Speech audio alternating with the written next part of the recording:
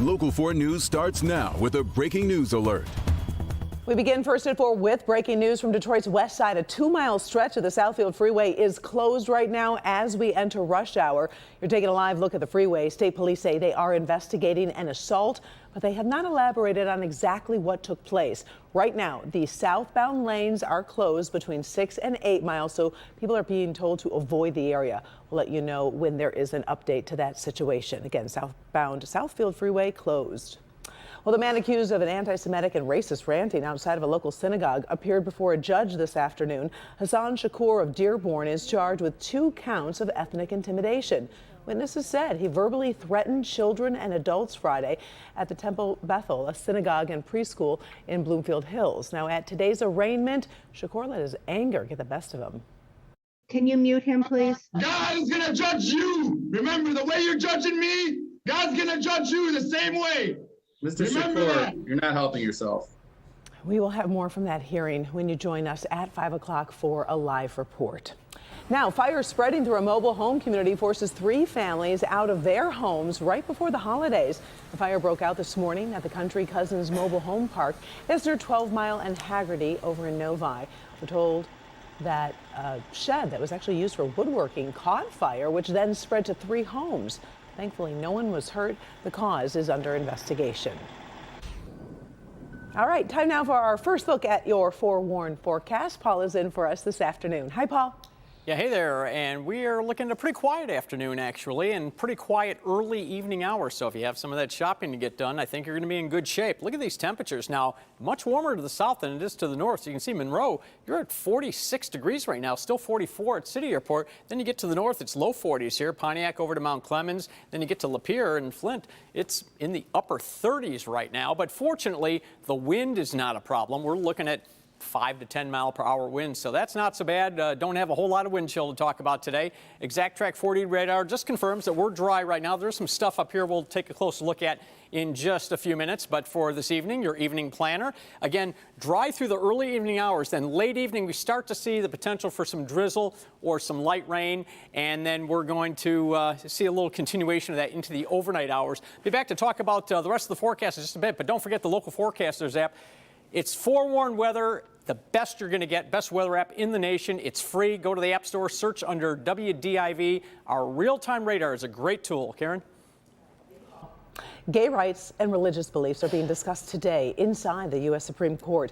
The justices are hearing a case involving same-sex marriage, which could have some major consequences. Kimberly Gill live in the newsroom for us with the very latest. Kim. Hi, Karen. Good afternoon. You may remember the Supreme Court considered a case 4 years ago involving a baker in Colorado who didn't want to make wedding cakes for same-sex couples. Well, this situation is very similar. The case revolves around web designer Lorie Smith. She's the owner of 303 Creative. She says she wanted to expand her business into wedding websites, but she doesn't want to create websites that celebrate same-sex marriage. She's worried she'll violate Colorado's public accommodations law. Her supporters say ruling against her would force artists of all kinds to do work that is against their faith. Her opponents say ruling for her would set a precedent for businesses to discriminate against anyone whom they choose. Well, today's case has brought out protesters, as you can imagine, on both sides. This is footage from earlier today as people gathered outside the Supreme Court with signs. Inside the Supreme Court, Lorie Smith's attorney presented her case. Here's an audio snippet of an exchange with Justice Sonia Sotomayor. Listen. If you don't believe they should be telling their story and what they're asking you to do is tell their story, then you don't have to do that.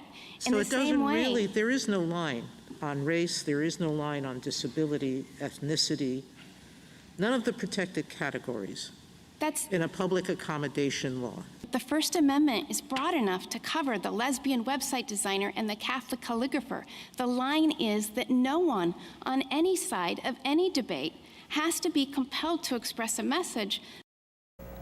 Now, after the Supreme Court overturned Roe v. Wade, Justice Clarence Thomas, you may remember, made comments to the effect that gay marriage legalized by that 2015 decision could be next. So to protect against that, the U.S. Senate last week passed a bill which would require states to recognize same-sex marriages that were legal when they took place. The House is expected to pass it this week, and President Biden says he will sign off on it. Karen, we'll have more when you join us for Local 4 News at 5. Until then, we'll send it back to you. All right, we appreciate it. Thank you, Karen. Sure thing.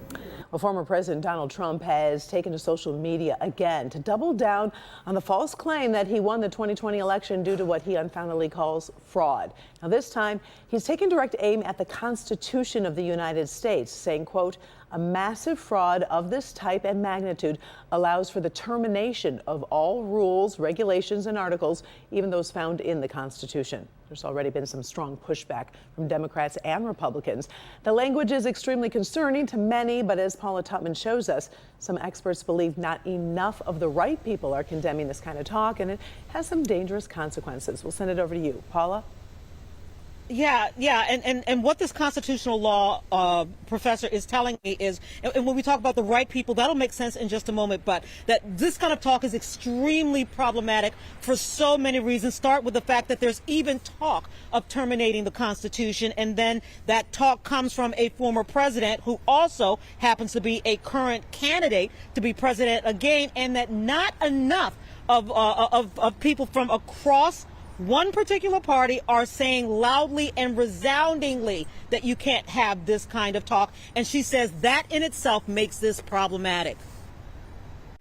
So what is the Constitution? Simply put, it is the skeletal system that creates the foundation for the meat of our nation and how we operate. It spells out government powers while protecting the rights of individuals. It is the blanket in which the United States wraps itself in with this thing called democracy. And while most people know what it is, I think they're the basis of our country, so they should be respected. They're there for a reason, and yeah. I think it's the foundation of the country. It's what we were based upon, it's how we started, and it's how everything is designed and developed. How we follow laws, how we behave as a society. I think it's integral. Few can say they actually know what's really in it or remember the basics from grade school. That was years ago, the Constitution. I wonder if people remember it or follow it myself. Professor Diane Hartmus teaches constitutional law at Oakland University. And even if you don't know exactly what's in the Constitution, she points out you are living a life you choose for yourself instead of a life a government chooses for you by the protections offered in the Constitution. People may not understand the things that are protected by the Constitution in this country. And those are things like freedom of speech, freedom of religion, right to be free from unreasonable searches and seizures. Such things as the right of women to vote are in our Constitution. The right of our country to be free from slavery is in our Constitution. The right of African Americans to vote is in our Constitution. Those are things that our country prizes. They are our basic civil liberties. And those are all in our Constitution. And if those are tossed aside cavalierly, we lose a great deal. We lose our protections against an incredible amount of possible government intrusion into our lives. Those protections are embedded in our Constitution. She says just talking about terminating the Constitution is dangerous, and then not having trusted elected officials line up and wholeheartedly condemning such talk is even more dangerous. What is most alarming is that the Republican Party has not risen up en masse to repudiate these careless statements, these unacceptable statements from a past president. I think suspending the Constitution is in itself unconstitutional.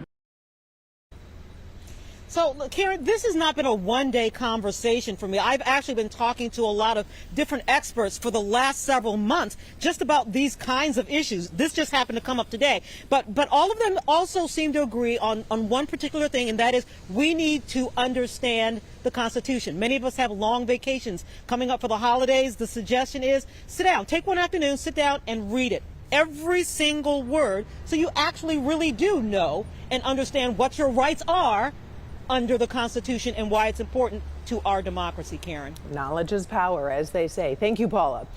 Well, a deliberate attack on energy stations in North Carolina has left thousands of homes in the dark today. The outages began Saturday night when police say someone intentionally shot at 2 energy stations, causing damage. There are close to 40,000 customers without power.